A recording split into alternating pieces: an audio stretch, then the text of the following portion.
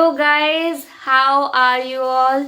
आई hope सब एकदम मस्त झकास हैं, ज़िंदगी अच्छी चल रही है। बाकी if you would ask me then I am also fine, good, pleasant, happy all the time. So आज का जो टॉपिक है वो कौन सा है। तो टॉपिक शुरू करने से पहले एक छोटी सी quotation which I had read recently which I would like to share with you. So क्या है वो quotation? Plan for the best, plan for the best, prepared for the worst and be ready to be surprised। यानी ज़िंदगी में बहुत best plans बनाने हैं, ठीक है जी। और वहीं दूसरी तरफ on the other hand you have to also make yourself prepared. You मतलब मैं अपने आप को भी इन्वॉल्व कर रही हूँ। We have to also make our self prepared for the worst condition, कि अगर वर्स्ट से वर्स्ट कंडीशन भी मेरे साथ हो जाती है तब मैं क्या करूँगी या तब मैं क्या करूँगा। And third one, be ready for surprise, यानी सरप्राइज होने के लिए हमेशा तैयार रहिए, क्योंकि ज़िंदगी सरप्राइजेस देने में कमी नहीं करती है। तो हमेशा बहुत आगे की सोचनी है, बहुत बेस्ट प्लान्स रखने हैं, लेकिन बुरी से बुरी कंडीशन के लिए भी तैयार रहना है। उस वक्त हिलना नहीं है, बैलेंस बनाए रखना है। एंड थर्ड वन, कि ज़िंदगी जो सरप्राइजेस देगी उसके लिए ऑलवेज बी रेडी। आप चाहें या ना चाहें रेडी रहना पड़ेगा। Ultimately eventually you have to prepared for all the conditions।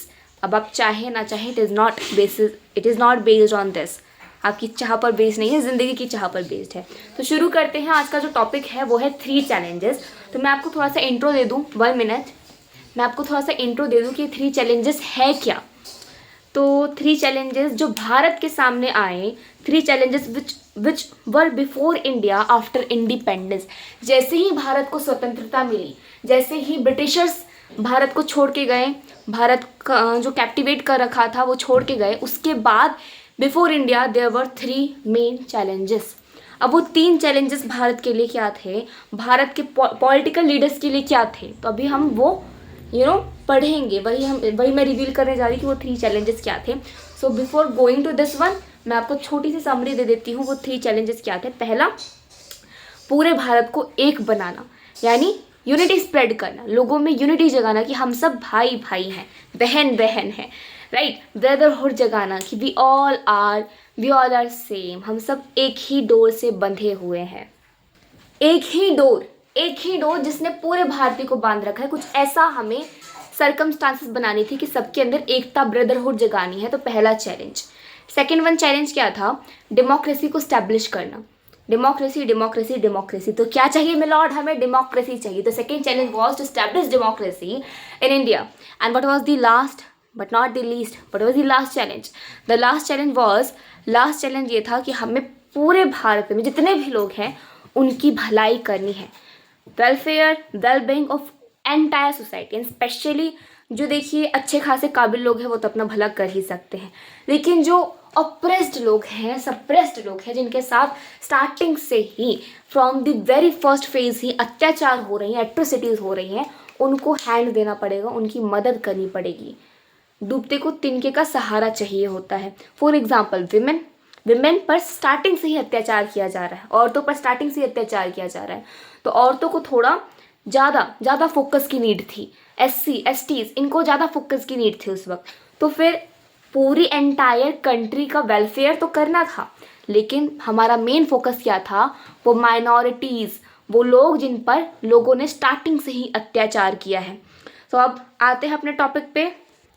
ठीक है जी, आते हैं टॉपिक पे। अब थोड़े NCERT के वर्ड्स को कनेक्ट करते हैं ताकि आंसर राइटिंग में they would provide us help.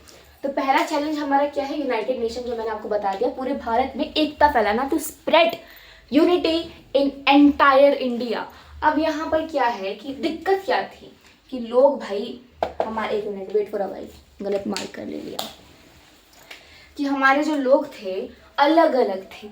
क्या मैं जो वीडियो बना रही हूँ और आप who is watching the video, क्या हम दोनों सेम हैं?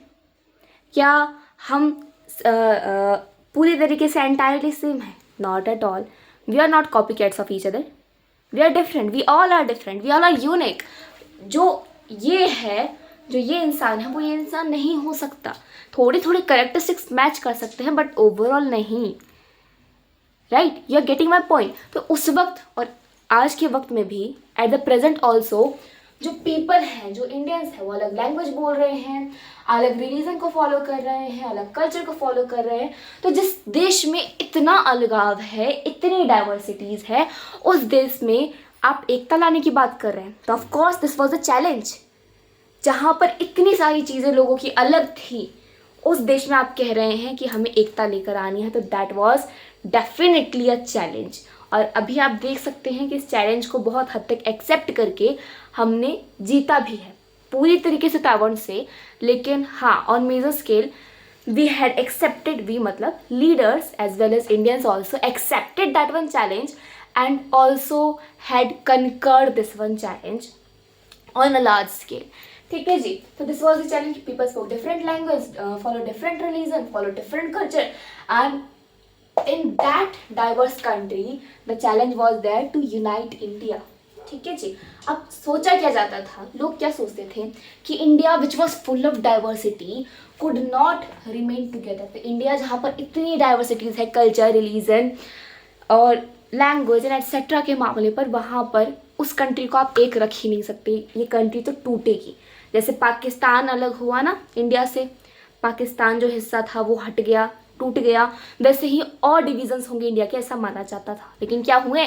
नहीं। इसका मतलब हमारे पॉलिटिकल लीडर्स कितने फार साइटेड थे, कितना आगे का सोचते थे, और कितने अच्छे उनके डिसीजंस रहे होंगे इन द पास्ट में कि पाकिस्तान के बाद in India no further division happen. Pakistan के बाद कोई भी फर्दर डिवीज़न नहीं हुआ। मतलब कितने अच्छे से हर एक चीज़ को बैलेंस किया होगा, डिसीजंस लिए होंगे। सोच सकते हैं आप हमारे लीडर्स किस माइंडसेट से चलते होंगे। डन जी, ये डन हो गया कि पिक्चर में आगे क्या हुआ ब्रो। इतना तो बता दिया कि चैलेंज क्या था। इतनी डाइवर्सिटीज थी, सोचा ये जाता था कि इतनी डाइवर्सिटीज के प्रेजेंस में India couldn't be united, India couldn't remain together. लेकिन पिक्चर में आगे क्या हुआ? India remain together. पिक्चर में आगे क्या हुआ? India remain together. As we can see present is the sample, is the example. तो फर्स्ट कंप्लीटेड, फर्स्ट चैलेंज आपको समझ आ गया। इंडिया को यूनाइट करना था, एक ऐसी कंट्री को यूनाइट करना था जो डाइवर्सिटीज एंड डाइवर्सिटीज से भरी थी। अब next look out for second one challenge कि what was the second one challenge. बता दिया था डेमोक्रेसी को स्टैब्लिश करना है। अब अनडाउटेडली हमारा जो इंडिया था that adopted democratic constitution. Democratic constitution का अडॉप्ट किया 1950 में।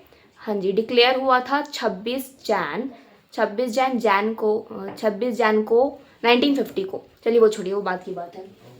डेमोक्रेटिक कॉन्स्टिट्यूशन इंडिया ने अडॉप्ट किया। लेकिन कॉन्स्टिट्यूशन डेमोक्रेटिक है, इसका मतलब ये तो नहीं ना कि कंट्री भी डेमोक्रेटिक होगी। बुक भाई हर एक बच्चे के पास रहती है क्लास में, लेकिन टॉपर तो कुछ ही रहते हैं। बुक तो सभी के पास है, रिसोर्सेज तो सभी के पास है, लेकिन रिसोर्सेज को यूज़ करने का तरीका अलग होता है। And that's why marks differs of each and every student. तो यही था कुछ ऐसा इंडिया में कि हाँ, आपने democratic constitution, let's suppose it is constitution, democratic constitution तो आपने अडॉप्ट कर लिया, लेकिन डेमोक्रेसी वो कैसे अडॉप्ट करेंगे? वो तब अडॉप्ट करेंगे जब जितनी भी प्रैक्टिसेस हो रही हैं ना, पॉलिटिकल प्रैक्टिसेस कंट्री में, वो कॉन्स्टिट्यूशन के अकॉर्डिंग हो रही है। यानी इलेक्शंस हो रहे हैं। इलेक्शंस तो कैसे होंगे? इलेक्शंस कंट्री को डेमोक्रेटिक बनाने के लिए आपको इलेक्शन कैसे कंडक्ट करवाने हैं? As per the constitution says, constitution जैसे कह रहा है आपको election the same way conduct करवाने हैं। So yes, democratic constitution was adopted by our country, but democratic constitution necessary but not ample. ज़रूरी है लेकिन सफिशिएंट नहीं है। डेमोक्रेसी को स्टैब्लिश कैसे किया जाता है कि जब आप डेमोक्रेटिक कॉन्स्टिट्यूशन के अकॉर्डिंग डेमोक्रेटिक प्रैक्टिसेस चला रहे हो। समझ रहे हैं आप? यानी जो कॉन्स्टिट्यूशन में लिखा है उसके अकॉर्डिंग कंट्री में सारे कारनामे कर रहे हैं। कारनामे थोड़ा नेगेटिव चला जाएगा, प्रैक्टिसेस परफॉर्म कर रहे हैं। अब इंडिया में देखिए, इंडिया के संविधान की बात करें तो फंडामेंटल राइट्स आपको पता ही है, वो 6 फंडामेंटल राइट्स, और राइट टू वोट भी हर एक नागरिक को, हर एक सिटीजन को मिला है। और यहाँ पर आ जाए कि डेमोक्रेसी इन भारत, तो इंडिया में जो फॉर्म ऑफ गवर्नमेंट है डेमोक्रेसी, वैसे representative democracy on the basis of parliamentary form of government. India में पार्लियामेंट्री फॉर्म ऑफ गवर्नमेंट है। तो सेकेंड वन को अगर मैं समराइज करूँ तो मेन चैलेंज ये था कि डेमोक्रेटिक कॉन्स्टिट्यूशन तो भारत आपने अडॉप्ट कर लिया, लेकिन आप अपने भारत को डेमोक्रेटिक बनाएंगे कैसे बनाएंगे? वो प्रैक्टिसेस परफॉर्म करके। इंडिया की कॉन्स्टिट्यूशन की बात करें तो राइट टू वोट सबको मिला हुआ है, कॉन्स्टिट्यूशन राइट टू वोट दे रहा है, फंडामेंटल राइट दे रहे हैं, ऑलमोस्ट सबको ये राइट्स मिल रहे हैं, यानी कॉन्स्टिट्यूशन का इम्प्लीमेंटेशन भी अच्छा खासा इंडिया में हो रहा है। यानी सेकेंड चैलेंज था डेमोक्रेटिक कॉन्स्टिट्यूशन का इम्प्लीमेंटेशन, और जो कि इंडिया में अगर हम एज प्रेजेंट देखें तो अच्छा खासा हो चुका है। मैं ये नहीं कह रही हूँ कि entirely, but yes, first challenge में भी मैंने यही कहा था ऑन लार्ज स्केल, ऑन अच्छा खासा, एंड सेकेंड भी मैं यही कहूँगी ऑन लार्ज स्केल। अब आते हैं हम जी थर्ड पे। थर्ड क्या है? Third, wellbeing of the entire society. यानी पहले में हमने कहा कि हम पूरे भारत को एक बनाएंगे, जो भी वर्ड है मुझे क्लियर नहीं है इसलिए मैं नहीं बोलूँगी, तो पूरे भारत को एक बनाएंगे। थर्ड में हम ये कह रहे हैं कि पूरे भारत में जितने भी भारतीय हैं उनका भला सोचेंगे, उनके लिए अच्छा करेंगे। तो अब हम देखते हैं कि भाई अच्छा, वो मैंने पहले ही कहा था कि जो अच्छे खासे इंसान हैं जिन पर अत्याचार होते नहीं थे, वो तो भाई उनके साथ अच्छा होगा ही होगा, लेकिन मेन फोकस कौन थे? मेन वो थे जिन पर एट्रॉसिटीज़ हुई, जो सोशली अप्रेस्ड लोग थे, जिन पर अत्याचार हुआ था, वो मेन फोकस हुआ करते थे। तो भारतीय कॉन्स्टिट्यूशन ने क्या क्या दिया? लोगों की भलाई के लिए इक्वलिटी रहेगी, principle of equality, special protection मिलेगा poor and socially disadvantage group को, DPSP, directive principles of state policy. ये कुछ फंडामेंटल राइट जैसा ही है, लेकिन दोनों में डिफरेंस है। सिमिलर नहीं कहूँगी कि ऑलमोस्ट सिमिलर है, थोड़ा थोड़ा सिमिलर है, थोड़ा थोड़ा डिफर करता है। इस पर कभी नेक्स्ट वीडियो बनाऊंगी, और नहीं बनाती तो गूगल बाबा है, गूगल पे जाके सर्च कर लीजिए, your doubt would be cleared. तो DPSP, directive principle of state policy, ये 3-4 जो प्रोविंसेस है वो कॉन्स्टिट्यूशन ग्रांट करता है। ग्रांट तो बहुत करता है, लेकिन एनसीईआरटी ने 3 कवर की है। असली चैलेंज क्या था? असली चैलेंज ये था कि आपने पूरे भारतीयों के लिए, पूरे भारतीय, for the welfare of all the Indians, yes you provided these policies. आपने नियम कायदे बना दिए कि लो भाई नियम कायदे बन गए, अब तुम्हारा भला होगा। लेकिन असली चैलेंज ये था कि आप समय टू समय, time to time, every now and then कैसे इन पॉलिसीज को इवॉल्व कर रहे हैं, चेंज कर रहे हैं, और इफ़ेक्टिव बनाने के लिए। समझ रहे हैं आप? इसको मैं थोड़ा लाइफ लेसन से कनेक्ट करना चाहूँगी। कैसे करना चाहूँगी? सुनिए। तो हम जो है ना, हम हर एक सिचुएशन में we can't remain the same. हम हर एक सिचुएशन में सेम नहीं रह सकते। We have to change ourself person to person, depending on person to person, depending on situation to situation. Situation to situation हमें बदलना पड़ेगा, पर्सन टू पर्सन हमें बदलना पड़ेगा, क्योंकि परिवर्तन तो प्रकृति का नियम है ना। परिवर्तन प्रकृति का नियम है। तो फॉर एग्जाम्पल, मैं जैसा अपने जैसा अपने टीचर्स के साथ सलूक कर रही हूँ, वही सलूक मैं बच्चों के साथ नहीं करूँगी ना। बच्चों के साथ मैं बच्ची बन जाऊँगी टीचर के सामने। मुझे डिसिप्लिन रहना पड़ेगा, डिसिप्लिन वे में रहना पड़ेगा, डिसिप्लिन स्टूडेंट, फाइन। तो ऐसा ही कुछ है, जैसे हम सिचुएशन टू सिचुएशन, इंसान टू इंसान बदलते हैं ना, तो वैसे ही ये पॉलिसीज़ को भी बदलना था सिचुएशन टू सिचुएशन, ताकि और इफेक्टिव बने पॉलिसी। तो तीनों challenges I have explain you. First challenge, to unite a country which was full of diversity, and believes were there कि a country which was full of that much diversity couldn't remain together। ऐसा सोचा जाता था, because the people of India spoke different language, follow different culture, follow different religion. Second one, to establish democracy. Indian constitution had adopted democratic India had adopted a democratic constitution. लेकिन the main challenge was to establish democratic practices in accordance with the democratic constitution. और democratic constitution ने क्या क्या दिया हमें? Fundamental right to votes वगैरह दिए, और पार्लियामेंट्री फॉर्म ऑफ गवर्नमेंट है, गवर्नमेंट अडॉप्ट किया है, ये गवर्नमेंट हमारी कंट्री ने अडॉप्ट किया है। थर्ड वन, पूरी एंटायर कंट्री का क्या? वेलबींग, वेलफेयर, और स्पेशली किन का वेलफेयर? जो सोशली डिसएडवांटेज ग्रुप है, जो पुअर ग्रुप है। और कैसे वेलफेयर किया? कि डीपीएसपी दे दी, प्रिंसिपल ऑफ इक्वालिटी दे दिया, और क्या दे दिया? एक और बच गया, स्पेशल प्रोटेक्शन, वही पुअर एंड सोशली डिसएडवांटेज लोगों की स्पेशल प्रोटेक्शन।